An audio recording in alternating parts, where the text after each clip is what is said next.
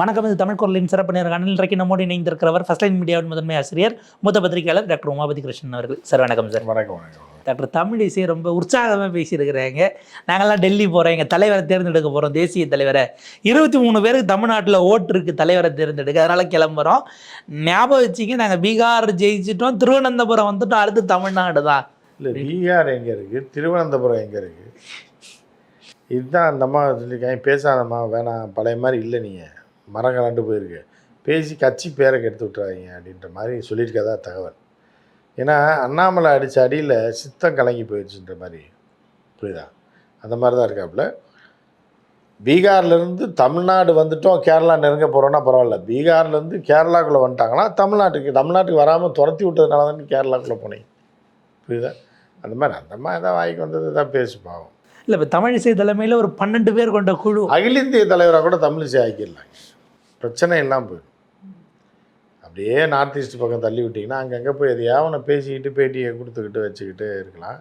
ஆனால் அந்தளவுக்கு நாலேஜ் இல்லாதனால ஆக்க மாட்டாங்க. சார், இங்கிலீஷ் சேனல்லாம் டிபேட்டுக்கு கூப்பிட்டு 4 பேரோட உட்காந்து கத்திக்கிட்டு இருக்காங்க சார்.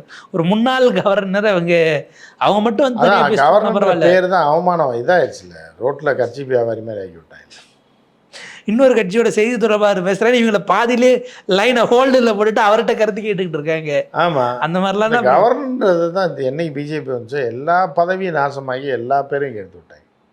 சிஎம்ஏ தூக்கி ஜெயிலில் வைக்கிறது, லைவா மாதிரி கேடுகட்ட வேலையெல்லாம் செய்ய ஆரம்பித்தாங்க. அப்புறம் வந்து அதுக்கப்புறம் இவர்களும் இறங்கி போகும்போது அவங்க என்ன பண்ணுவாங்க, அந்த மரியாதையை காப்பாற்ற தெரியணும். அது தெரியல. அப்படிங்கும்போது தமிழிசை தலைமையில் 12 பேர் கொண்ட குழு தமிழ்நாடு முழுக்க அவங்க சுற்றுப்பயணம் போய் தேர்தல் வாக்குறுதிகள் என்னென்ன கொடுக்கலாங்கிறத முடிவு பண்ணுறதுக்குன்னு அவரை ட்ராவல். ஏற்கனவே அவங்க தலைவர் போனார், எங்கே போனார்னு அவங்க வீட்டில் இருக்கவங்களுக்கே தெரியாது.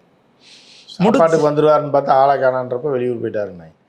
அவர் அந்த கூட்டத்தையும் முடிச்சிட்டாரு, ஒன்றும் நடக்கலை. தமிழிசையெல்லாம் போனால் தமிழிசைக்கு பொழுது போகுமே தவிர இதனால் எந்த பலனும் பாஜகவுக்கு வரப்போம். ஒரு மூத்த தலைவர் கட்சி ஆஃபீஸில் இருந்தால் 4 விஷயங்களை டிஸ்கஸ் பண்ணுவாங்க, இல்லை கூட்டணி கட்சியை பார்க்க போகலாம். இந்த நேரத்தில் டூருக்கு போடுறத நம்ம எப்படி பார்க்க வேண்டியிருக்கு? எப்படி? யார் மூத்த தலைவர்ன்றீங்க? தமிழிசை. டாக்டர் தமிழிசை வந்து வீட்டிலே மூத்தவர்களாக ஏற்றுக்கிற மாட்டாங்க. அப்படி நீங்கள் அதை தப்பாக நினைக்கக்கூடாது. ஒரு இளங்கியாக அவங்கள பார்க்குறாங்க. ஸோ அந்த மாதிரி இருக்கக்கூட ஒரு இளமையாக அவங்க சுற்றிட்டு இருக்காங்க. அவங்க வந்து ஒரு மூத்த தலைவர்ன்றதை தாண்டி அந்த மூத்த தலைவர்ன்ற பேரை தான் நாசப்படுத்திட்டாங்க. மூத்தன்ற பேரையே கேவலப்படுத்தி விட்டாங்க.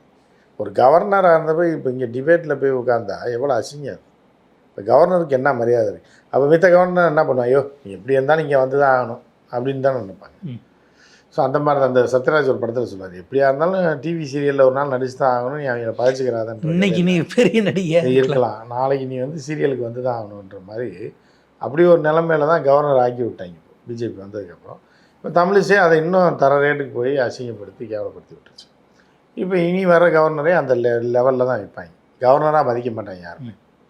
பட் அவங்க தமிழ் சேனல்ஸ்க்கு போகாமல் இங்கிலீஷ் சேனல் அப்படி நேஷ்னல் லெவலில், அதாவது பிள்ளையார் கோயிலில் பிச்சை எடுத்தாங்கன்னா இப்போ திருப்பரங்குன்றத்தில் போய் பிச்சை எடுத்தாங்கன்னா பிச்சை தானே.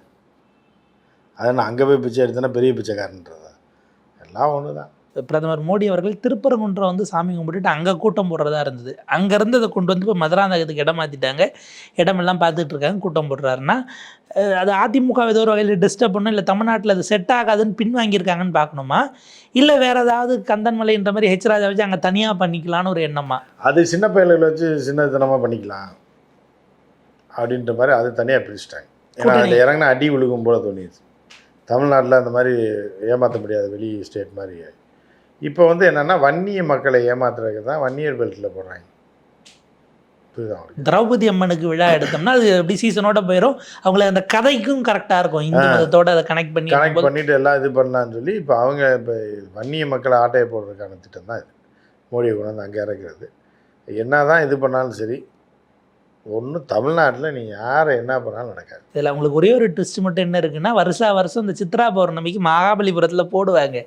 எலெக்ஷன் இந்த வருஷம் அதுக்கு முன்னாடி வந்துருச்சுன்னா பிரச்சனை இல்லை, பின்னாடினா 2 பேரில் யார் கூட்டம் போடுறதுன்னு அன்புமணிக்கு ராமதாஸுக்குமே சண்டை பெருசாயிரும்னு ஒரு சிக்கல் இருக்குது. சித்ரா பௌர்ணமி 2 விழாவை நடத்துவாங்க, அதே ஆட்கள் அங்கேயும் போவான் 2 நாள் கழிச்சு. ஆனால் பௌர்ணமி ஒரே நாள் தான் அது இருக்கு. பட் அது ஒரு விஷயம் இருக்கு. அடுத்த சித்ரா பௌர்ணமிக்கு வைகாசி பௌர்ணமிக்கு நடத்த வேண்டியது அந்த மாதிரியான ஒரு விஷயம். அவங்களுக்கு ஆனால் வேறு இடத்துல கூட நடத்துவாங்க. ஒரே நாள் நைட். வழக்கமாக அந்த மகாபலிபுரத்தில் போட்டு தான் அந்த கேஸ் வாங்கி அரெஸ்ட் பண்ணி ஜெயலலிதா உள்ள வச்சு. அவருக்கு ராசி இல்லை, அதனால பக்கத்தில் இதில் போடுவாங்க. இப்போ போனதில் கூட்டம் போட்டாங்க, கட்சி இப்போ 2 போல இருந்து மாம்பழம் யார்கிட்ட இருக்குன்னே தெரியாமல் போயிடுச்சு. அடுத்த கட்சி அடுத்த ஒரு கூட்டத்தோட முடிச்சு வச்சுருவேன், அடுத்த பௌர்ணமிக்கு அது முடிச்சு அப்படின்னு சார். இந்த அமாவாசை மண்டை காய்ச்சல் இருக்கிறவங்களுக்கு பௌர்ணமி கட்சி கொஞ்சமாக உடஞ்சி கடைசியில் அது வந்து அவர் காடுவெட்டி குருவோட ஆவி இவங்களை சும்மா விடாது. அவர் தான் எல்லாத்தையும் பண்ணுது. இந்த கான்செப்டை கொண்டு வந்து இவ்வளோ கூட்டத்தை கூட்டினதே காடுவெட்டி குரு தான். அவரே இப்படி பண்ணிட்டாங்க. அப்படிங்கும்போது 2 பேருமே இதாக போகட்டும், 2 பேரையும் எதிர்த்து சாபமாக கூட இருக்கும். 2 பேரையும் எதிர்த்து காடுவெட்டி குருவோட மகள் அவங்க தனியாக ஒரு கட்சி வேற எப்படி நடக்க போகுது. நம்ம பன்னீர் ஓட்டி இப்படி இத்தனை துண்டா செதறச்சுன்னா செதறகா மாதிரி என்ன பண்ணுறோம், சட்னி அரைக்க முடியாது, தேங்காய் வைக்க முடியாது, தேங்காய் குழம்பு வைக்க முடியாது.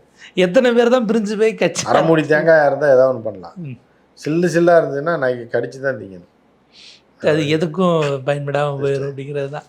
இப்போ டிடிவி தினகரன் இவ்வளோ நாள் போன வாரம் வரைக்கும் கூட எடப்பாடி முதலமைச்சராக இருந்தால் எப்படிங்க போகிறதுன்னு பேசிட்டு இப்போ அப்படியே போனால் அவங்க கட்சிக்காரங்களே நின்னாலும் அதிமுககாரன் வேலை செய்வானான்னு ஒரு கேள்வி இருக்குல்ல அந்த கட்சி போகிறதுனால. அதிமுக தொண்டர்கள் பற்றி எடப்பாடி வந்து பெரிய தலைவர்லாம் கிடையாது. அவங்க என்ன பார்ப்பாங்கன்னா கட்சி நல்லா இருக்கணும், எம்ஜிஆர் ஜெயலலிதா ஆரம்பித்த கட்சி நல்லா இருக்கணும், நம்ம அந்த ரெட்டலைக்கு ஓட்டு போடணும், அவ்வளோதான். அந்த ஆங்கிளில் தான் அவங்க பார்ப்பாங்களே தவிர இவர் தலைவர் இவர் தான் நம்ம பின்பற்றணும்னு ஜெயலலிதாவோட அந்த தலைவர்கள்ன்ற இது முடிஞ்சு போச்சு. இப்போ வந்து அதெல்லாம் கிடையாது.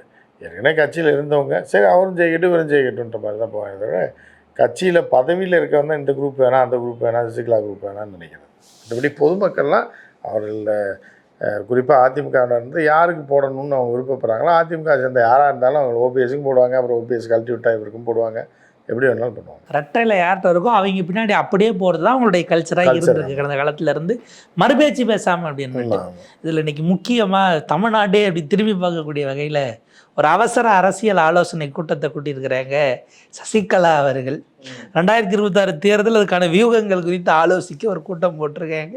இப்போ அவங்க எங்கே போவாங்க, இல்லை இது எதுக்கான சமிக்கை? அதிமுக பிஜேபி கூட்டணி தனியாலாம் போக முடியாது. அதிமுக கூட்டணியில் பிஜேபி அவங்களுக்கு சீட்டு ஒதுக்கி கொடுக்கும். அப்படி ஒதுக்கி கொடுத்தா சசிகலா போட்டி போடுவாப்லன்றது இன்னும் 1 வருஷம் இருக்குது, அந்த 6 வருஷம் இருக்குல்ல, அது வரைக்கும் போட்டு விடும்னா. ஆனால் அவர் ஒரு 5 பேருக்கு சீட் வாங்கி தருவார்ல. அவங்க கூட ஆட்கள் இருக்காங்கன்றதுக்கு 5-10 பேர் கேட்பாப்ல. சார் டிடிவிக்கு 6 இவங்க சொல்லிக்கிட்டு இருக்காங்க, சசிகலாவுக்கு 5ன்னா சசிகலா பொதுச் செயலாளராக இருந்தால ஒரு ஒருங்கிணைந்த கட்சிக்கு சசிகலாவுடைய இதுதானே டிடிவி, சசிகலாவோட ஆள் தான் டிடிவி. அவர் வந்து தனிப்பட்ட முறையில் என்ன பெரிய தலைவரா? சசிகலா பார்த்து உருவாக்கி விட்டது தான் டிடிவி. டிடிவிக்கு 5, சசிகலாவுக்கு 7, 12, 1 டஜன் கொடுத்துருவாங்க. ஆனால் இப்போ இதில் சிக்கல் என்னென்னா இவங்களை உள்ளே சேர்க்கணும்னா எடப்பாடி பழனிசாமி என் மேலே போட்ட கேஸை வாபஸ் வாங்க சொல்லுனாச்சு கேட்பார்ல. இப்போ கூட்டணியில் சேர்த்து ஏறிட்டீங்க, அடுத்த நாள் சசிகலா போட்ட வழக்கு வருது, அதிமுக போய் வக்கீல் அனுப்பணும்னா அது பிரச்சனையாகும்ல. அது எல்லாத்துக்குமே ஒரு முடிவு கொண்டு வந்துடுவாங்க. அதெல்லாம் பேசி பண்ணி வாபஸ் வாங்குவாங்க, இல்லைன்னா அதை ஊற போட்டுருவாங்க.